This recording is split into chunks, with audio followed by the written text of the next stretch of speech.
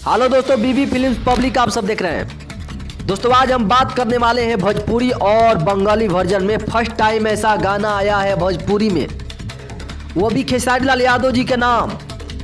सारे गामा ने करवाया है काम और आया है गाना के नाम बंदूक 3 दिन 2.0 यानी सीधे। और इस गाना को 1 घंटा में वायरल हो गया। 85,000 लाइक, 98,000 कमेंट्स और 5,58,000 व्यूज 1 घंटा में पार किया है।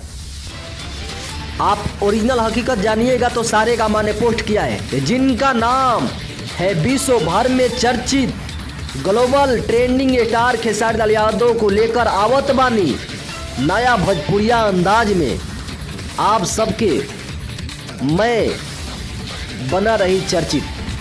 सारे गामा ने ये बंगाली और भोजपुरी में करवाया है। इसका मतलब ये है कि बंगाल में सबसे ज़्यादा दुर्गा पूजा दहलान में ये गाना बजने की संभावना है, क्योंकि इसमें बंगाली आवाज़ में और भोजपुरी का तड़का डाला गया है। तो जाहिर सी बात है बिहार यूपी तो ही नहीं गया, अब बंगाल का भी बारी है। खेसारी लाल यादव और सारे गामा हम भोजपुरी कंपनी भी यही चाहती है कि भोजपुरी के जलवा और खेसारी के जलवा पूरा राज से पूरा इंडिया में पूरे विश्व भर में बरकरार रहे। ठीक है, आप लोगों के कमेंट में क्या राय है, कमेंट जरूर करें।